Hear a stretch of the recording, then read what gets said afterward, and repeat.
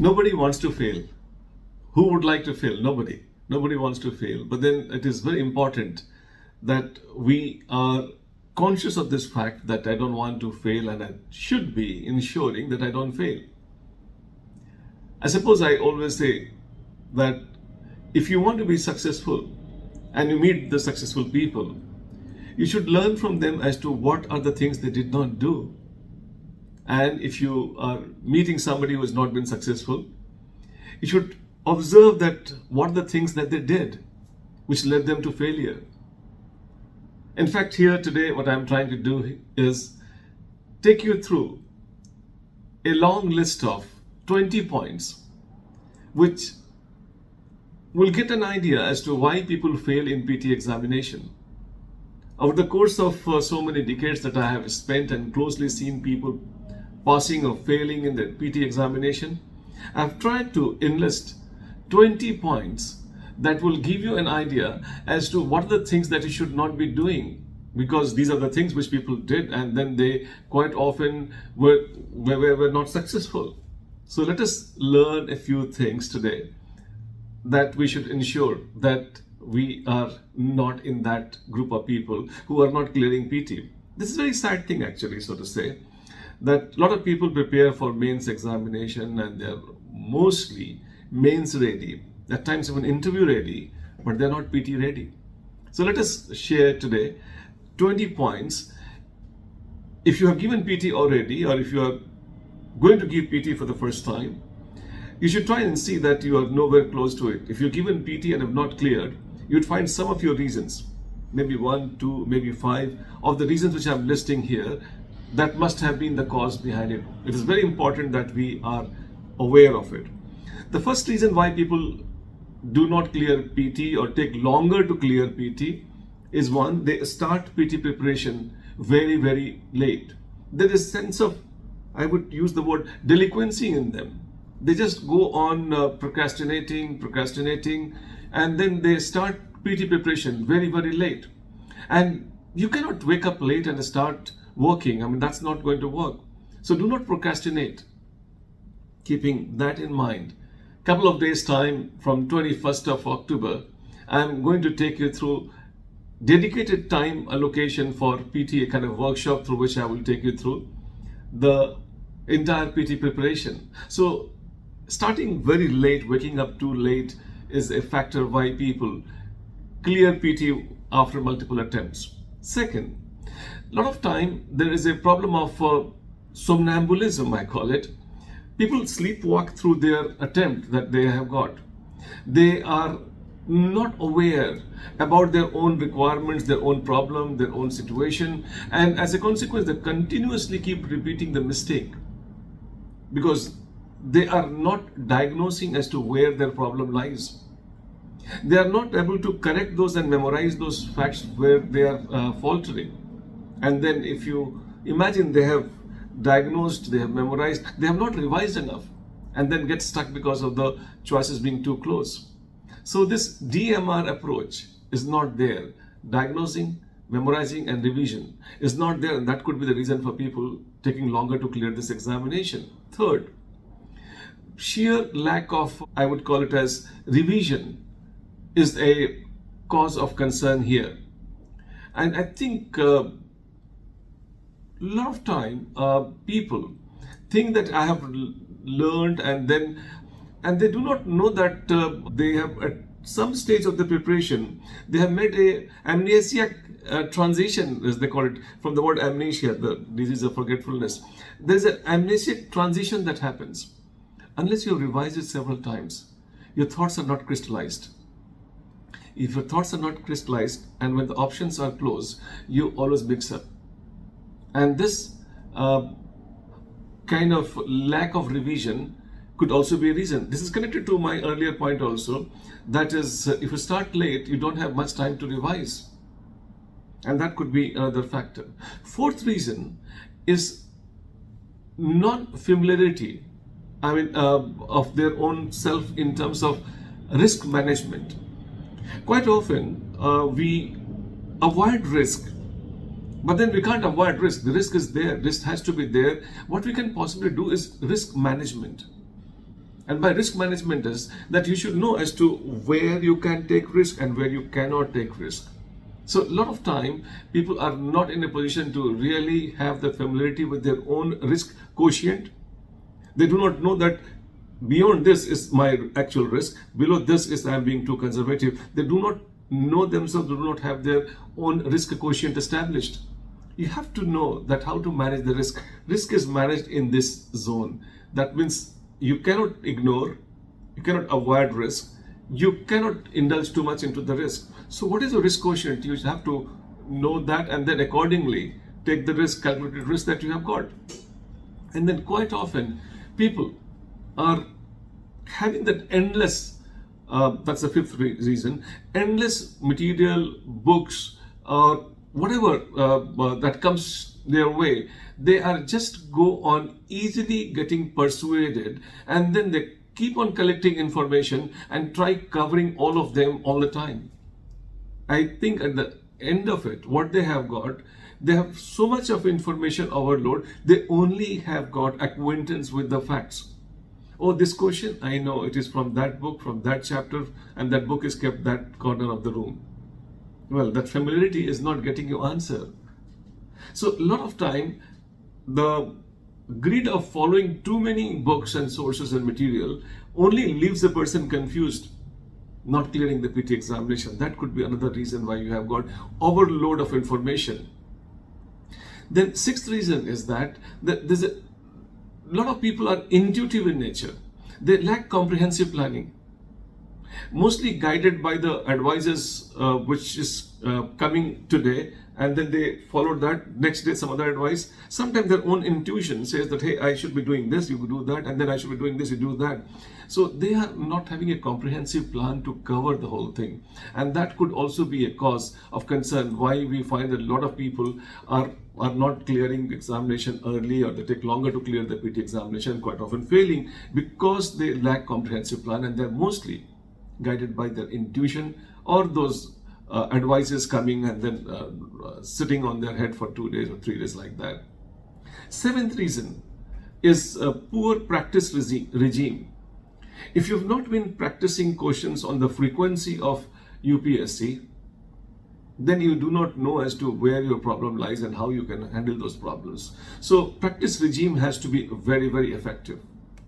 That is also sometimes some people get to see the question first time in the examination hall, and that is a very serious thing. It should not be done. Eighth reason is that over-reliance on external advisors, external resources. I mean, they are like, they are mostly thinking that somebody would come, some messiah would come and guide them to clear the PT examination. And then they over-rely on the material that they have collected. If they're not happy, they collect more. They over-rely on the mentor's advice, the coaching's advices of people like Dr. Khan. They over-rely on them and do not take their own charge.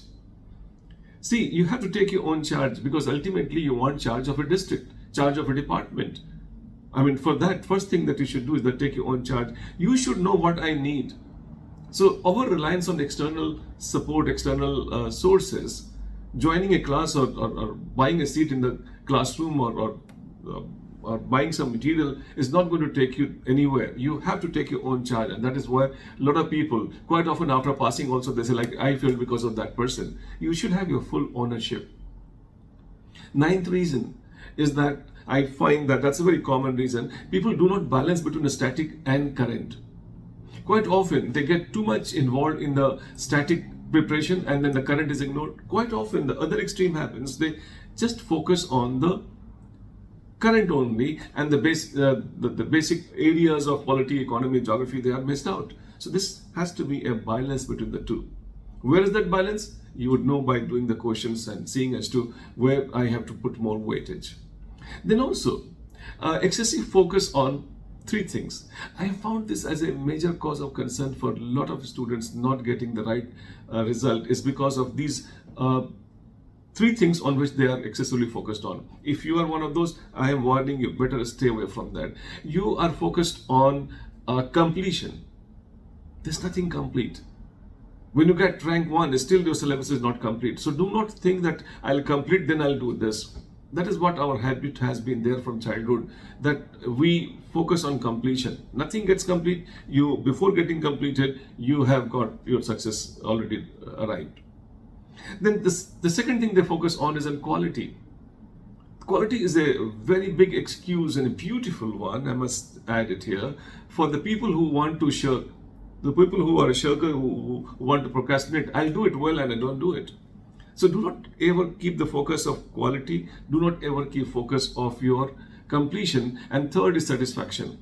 Stay unsatisfied. A lot of people want that I should be doing it in a manner that I am fully satisfied. Satisfaction, quality and completion, they should never be your target. Then 11th reason I find is that too much time spent on stray questions. Inefficient time management. They look at one question and think that, hey, if this comes, and they spend half the day on that. Oh, if they ask like this, they spend one day on that. This is not.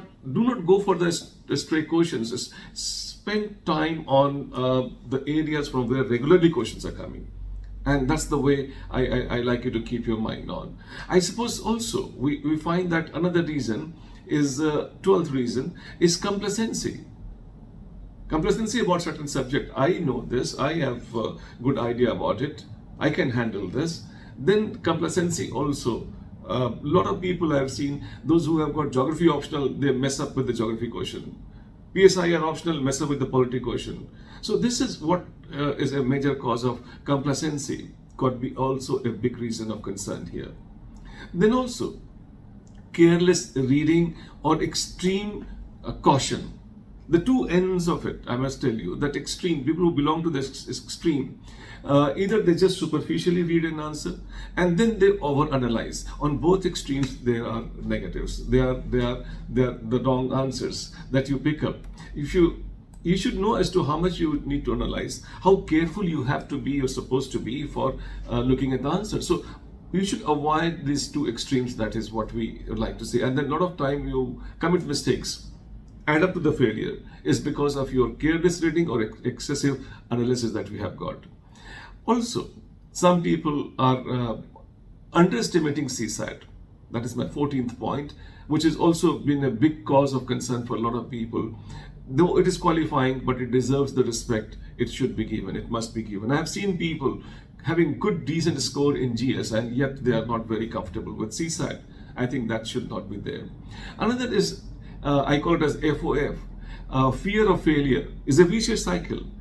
You fail and you don't want to fail. You don't want to fail, you fear failure. And then since you fear failure, you fail. It's a kind of vicious cycle, the fear of failure, FOF, that you have got. Fear of failure, a lot of time adds to anxiety, stress, and you're not your optimum self in the examination hall.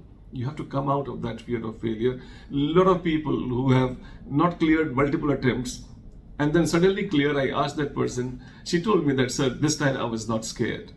So that was what you have to be keeping in mind. Fear of failure, FOF, also a vicious cycle of it has to be kept in mind also.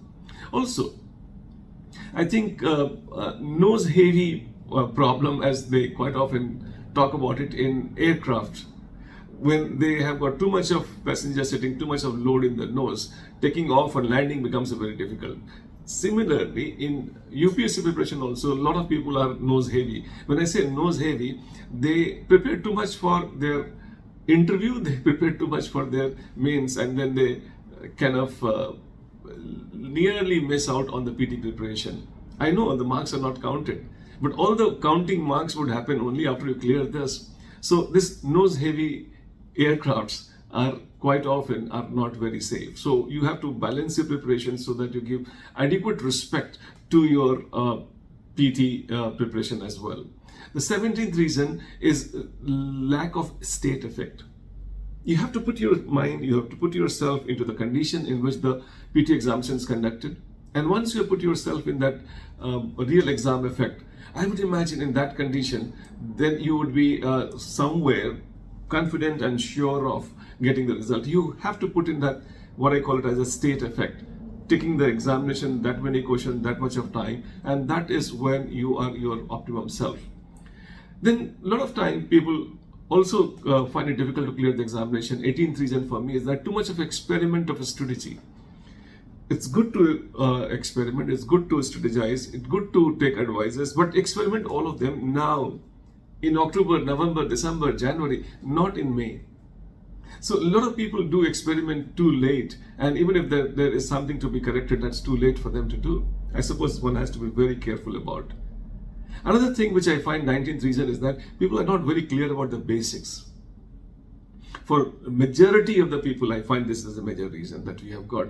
Their basics are not clear. If the basics are not clear, a lot of things which they read superficially on the top of it, that is not very helpful if your basics are not in place. So reading of the basics is something which is strongly recommended, that you should have your basics clear. And then the 20th point I have got is the point of remiss. I think a lot of people neglect their daily expected task. Lack of discipline. The course that we have got in here for you is basically trying to ensure that you are on a regular basis giving some time allocated exclusively for PT preparation, and then gradually you would find that you are in a position to really have the entire coverage done in time, and then you have time to revise, time to practice, and so many more things. But regularly, if you're not remissing, not neglecting your daily routine, then I'm sure in a disciplined manner the whole thing gets covered. This may not be the comprehensive, there may still be the specific reason somebody may have had because of its PT failure or lack of problem, like somebody fell sick, somebody got late, did not see the center in time, and then was not allowed to enter, or they entered so late. There could be any reasons of that nature.